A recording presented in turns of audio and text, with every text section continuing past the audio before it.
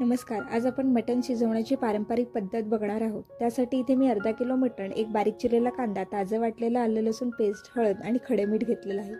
सर्वात प्रथम इथे आपण मटण स्वच्छ धुवून त्याला खडे मीठ आणि हळद लावून छान मटण मुरवत ठेवायचं. तुमच्याकडे जितका वेळ असेल तितका वेळ तुम्ही हे मटण मुरवत ठेवायचं. मुरवून झाल्यानंतर एक पातेल्यात 4 चमचे तेल घेऊन कांदा छान लालसर होईपर्यंत परतून घ्यायचा. कांदा छान लालसर झाला की त्यात आलं लसूण पेस्ट घालून तीही छान परतून घ्यायची. आलं लसूण परतून झाले की त्यात मुरवत ठेवलेले मटण घालून छान मिक्स करून घ्यायचे. तुमच्याकडे अजून कोणत्या पद्धतीने मटण शिजवतात हे मला कमेंट करून नक्की सांगा. इथे बघू शकता मटण छान मिक्स झालेलं आहे. आता त्यावर एक ताटली झाकून त्यावर पाणी ठेवायचं. झाकण ठेवून मीडियम गॅसवर 20 मिनिटं न हलवता मटण शिजून घ्यायचं. 20 मिनिटानंतर बघू शकता मिठाचं पाणी सुटलेलं आहे.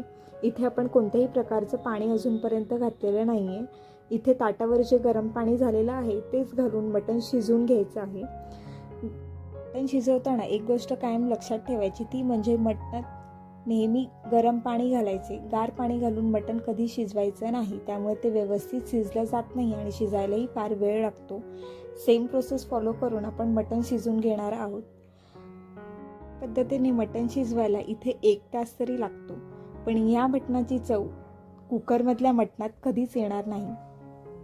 अस्सल गावाकडच्या मटणाची चव खायची असेल तर अशा पद्धतीने मटण एकदा तरी नक्की शिजवून बघा आणि मला कमेंट करून नक्की सांगा.